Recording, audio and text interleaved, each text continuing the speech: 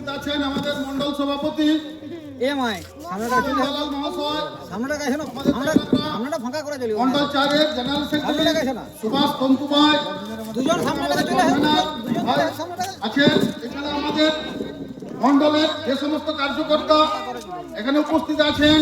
আমি প্রত্যেককে গৈরিক অভিনন্দন জানাই, অভিনন্দন ও শুভেচ্ছা জানাই আপনাদের এই মল্লিকডাঙ্গা পরিবর্তন সভাতে যারা আজকে আমাদের ভারতীয় জনতা পার্টির ডাকে উপস্থিত হয়েছেন। আপনাদের প্রত্যেককে আমরা আমাদের পার্টির পক্ষ থেকে অভিনন্দন এবং শুভেচ্ছা জানাই। আমরা এই যে পরিবর্তন সভা করছি আজ এখানে, এটা শুধু এখানে নয়, সারা পশ্চিম বাংলার পাহাড় থেকে সমতল, কার্শিয়াং থেকে কাকদ্বীপ পর্যন্ত এই পরিবর্তন সভা হচ্ছে। কিসের পরিবর্তন এটা আমরা আপনাদের সামনে তুলে ধরতে চাইছি। যে আমরা জানি এই যে পশ্চিম বাংলায় দীর্ঘ 15 বছর তৃণমূল কংগ্রেস রাজত্ব করছে। তার যে রাজত্ব, শিক্ষা, স্বাস্থ্য, কর্মসংস্থান সকল বিষয় এই রাজ্য পিছিয়ে গেছে। শুধুমাত্র একটা বিষয় এই রাজ্য আজ দেশের প্রথম, সেটা হচ্ছে সংখ্যালঘু তোষণ, মুসলিম তোষণ। তাই আমরা এর পরিবর্তন চাই। 2026-এ যে নির্বাচন হতে চলেছে সেখানে তৃণমূল কংগ্রেসের বিসর্জন হতে চলেছে। এটা আমি দায়িত্ব নিয়ে বলছি, এটা 2026-এ তৃণমূলের বিসর্জন হবে। পশ্চিমবাংলার সাথে সাথে এই মল্লিকডাঙ্গা পুতো কোথায় লক্ষ্মীসাগর অঞ্চলেও তৃণমূল কংগ্রেসের বিসর্জন হচ্ছে 2026-এ। এই মুহূর্তে যদি নির্বাচন হয়, বিশেষ সমীক্ষারা বলছে তৃণমূল কংগ্রেস 100 নিচে আসন পাবে। আপনারা বলতে পারেন কেন? আমরা দেখলাম এসআইআর শুরু হওয়ার পর সীমান্ত দিয়ে বাংলাদেশি মুসলিমরা, রোহিঙ্গারা কিভাবে বেরিয়ে যাচ্ছে ভয়ে, এসআইআর ভয়ে। কারণ তারা দেশের নাগরিক নয়। ভোটার কার্ডে নাম তুলে জাল ভোট দিয়ে তৃণমূল কংগ্রেস তথা আগের সিপিএম সরকারগুলো এই ভুয়ো ভোটাররা প্রতিষ্ঠা করেছিল। 2026-এ সেটা হবে না, এটা বলে দিয়েছে নির্বাচন কমিশন। নির্বাচন কমিশন আমাদেরকে আশ্বাস দিয়েছে যে 2026-এ কোন জালি ভোটার, কোন রোহিঙ্গা ভোটার, কোন বাংলাদেশি ভোটাররা ভোট দিতে পারবে না, শুধু ভারতীয়রা ভোট দেবে, ভারতীয় ভোটাররা ভোট দেবে। আমরা আশা রাখি এই ভারতীয় ভোটারদের ভোটে আমাদের জাতীয়তাবাদী দল ভারতীয় জনতা পার্টি পশ্চিমবাংলার বুকে প্রথম সরকার গড়ে তুলবে।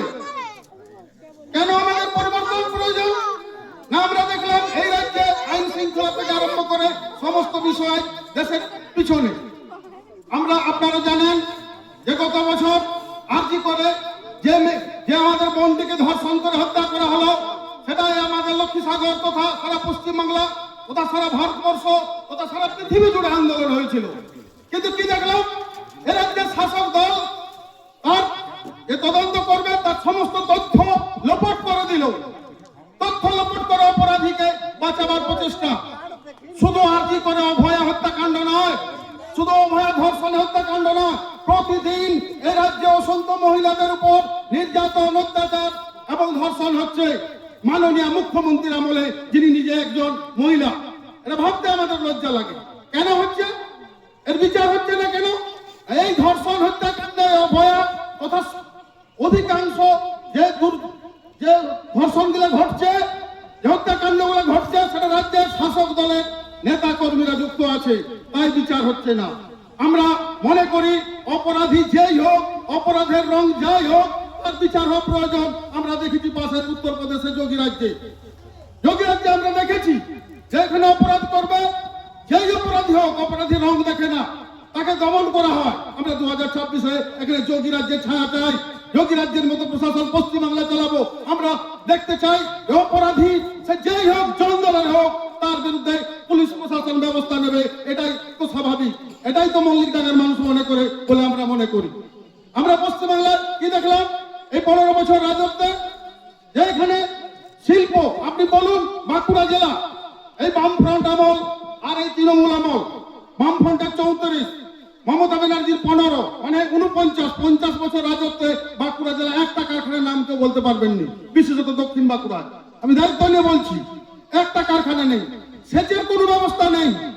অধিকাংশ সেচ চাষিরা নিজের পয়সায় সেচ করেন, কারখানা নাই, সেচ নেই। এবং প্রতি বছর যে স্কুল সার্ভিস কমিশনের পরীক্ষা, অর্থাৎ যে যারা পড়াশোনা করে এই গ্রামের ছেলেরা পড়াশোনায় ভালো রেজাল্ট করার পর পরীক্ষা বসতে পাবে না, কেননা এই রাজ্যে। আমরা ধীরে ধীরে দেশের অন্যান্য রাজ্যগুলো যখন এগিয়ে চলছে, তখন আমাদের এই গ্রামের ছেলে, এই মল্লিকডাঙ্গার ছেলেরা, এই তিলাবনির ছেলেরা, এই চামদার ছেলেরা বিজেপি শাসিত রাজ্যে কাজ করতে যাচ্ছে। আপনারা জানেন কেন যাবে? প্রশ্ন করবেন না? এই মল্লিকডাঙ্গায় যারা তৃণমূল করে যেদিন ভোট চাইতে আসবে, আপনারা বলবেন না কেন এই রাজ্যে কারখানা নেই? শুধু শুধু ভোটটা আমরা 50 বছর বা স্বাধীনতার পর আপনাদেরকে দিলাম, এখানে কোনো কারখানা নেই, সেচ নেই, কৃষি নেই, শিল্প নেই, তাহলে ভোটটা কিসের জন্য দেওয়া হচ্ছে? শুধু দুর্নীতি করার জন্য, কাটমানি খাবার জন্য। এই সরকারটা তৃণমূল ইকুয়াল টু দুর্নীতি। আমি বলে রাখছি, তৃণমূল মানে দুর্নীতি। কেন বলছি? এই রাজ্যের শাসক দলের সর্বোচ্চ নেত্রী মমতা ব্যানার্জি বলেছেন, তোমরা দুর্নীতি করো, 75 টাকা নিজেরা নাও আর 25 টাকা কালীঘাটে পাঠাও। এটা বলতে পারেন। সেই দল যারা করে এই এলাকায় তথা সর্বত্র, তারা দুর্নীতিটাই তাদের একমাত্র নীতি। তৃণমূলের নীতি মানে দুর্নীতি। তা আমরা বলে রাখছি, এই দুর্নীতিগ্রস্ত তৃণমূল, তার বর্তমানে দেখুন অধিকাংশ এমএলএ গুলো জেলে আছে। আমরা দায়িত্ব নিয়ে বলছি, 2026-এর পরিবর্তন হোক। এখানে যারা পঞ্চায়েত সমিতি, জেলা পরিষদ এই কাজ করছেন, প্রত্যেকটা দুর্নীতির বিচার হবে, তদন্ত হবে। আমরা দায়িত্ব নিয়ে বলছি, কারণ ভারতীয় জনতা পার্টি আমাদের একটাই শিক্ষা দিয়েছে যে আমরা দুর্নীতির বিরুদ্ধে জিরো টলারেন্স নীতি নিয়ে চলে। আজকে অটল বিহারী বাজপেয়ী 2 দফা প্রধানমন্ত্রীর পর চালাচ্ছেন বিরোধী দল কংগ্রেস বা যে কোনো দল কখনো কি দুর্নীতির বিরুদ্ধে একটা প্রশ্ন তুলতে পারবে? আপনারা বলুন। আপনারা হয়তো বিজেপির বিরুদ্ধে অনেক সমালোচনা করেন, কিন্তু নরেন্দ্র মোদীজির যে সরকার যেভাবে চলছে, কোন দল কংগ্রেস তথা এখানে যারা রাজনীতি করেন তৃণমূল একটাও দুর্নীতির কথা বলতে পারবেন না, একটাও দুর্নীতির কথা বলতে পারবেন না। আমরা সেই দুর্নীতি মুক্ত প্রশাসন পশ্চিমবাংলাকে উপহার দেব 2026-এ আপনাদের সহযোগিতায়। আমরা মল্লিকডাঙ্গা বুথে আমরা ভারতীয় জনতা পার্টির কর্মীরা আপনাদের কাছে আবেদন করছি, যে সমস্ত সনাতনী ভাইরা, সনাতনী পরিবার এখনো আমাদের বিজেপির পতাকা তোলে আসেননি, আমরা অনুরোধ জানাবো, এই লড়াই আমাদের অস্তিত্বের লড়াই। আসুন, অনুগ্রহ করে আপনাদের কাছে আমরা বিনয়ের সাথে বলছি, 2026-এ একটা শক্তিশালী সরকার করার জন্য আপনাদের সহযোগিতা আমাদের চাই। আমরা মনে করি এখানে কোনো আমাদের আপনাদের সাথে রাগ অভিমান কিছু নেই। আপনি যদি সনাতনী হিন্দু হন, আজ আপনি বিপন্ন, তাই আপনার পাশে আমরা থাকবো, বিজেপি থাকবে।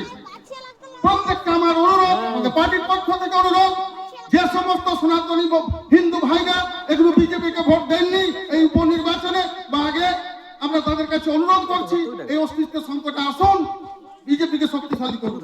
এটা অস্তিত্বের লড়াই। কেন দেখছেন তৃণমূলের থেকে যে এমএলএ হুমায়ুন কবির কি করছেন? বাবরি মসজিদ করছেন। ভাবুন, যে বাবর ভারতবর্ষে মুসলমান রাজত্ব শুরু করেছিল, হিন্দু মন্দির, হিন্দু ম্যাজের উপর অত্যাচার করেছে, সেই বাবরি মসজিদ করছে তৃণমূলের এমএলএ যারা। কিন্তু উনি চুপচাপ, প্রশাসন চুপচাপ। বাবর এদেশ আক্রমণ করেছে, বাবর এদেশের নয়, বাবর এদেশকে বিপন্ন করেছে। সেই তাদের মসজিদ তৈরি হচ্ছে তৃণমূল কংগ্রেসের এমএলএ সহযোগিতা।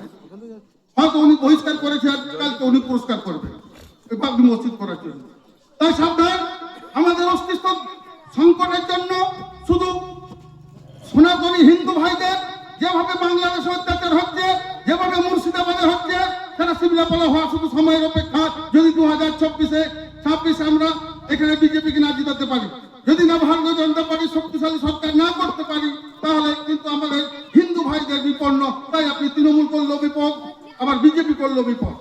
কেননা মুর্শিদাবাদে আমরা লক্ষ্য করলাম যে যারা মাটির মূর্তি করেন, আমাদের হিন্দুদের দুর্গা কালী এইসব মূর্তি করেন,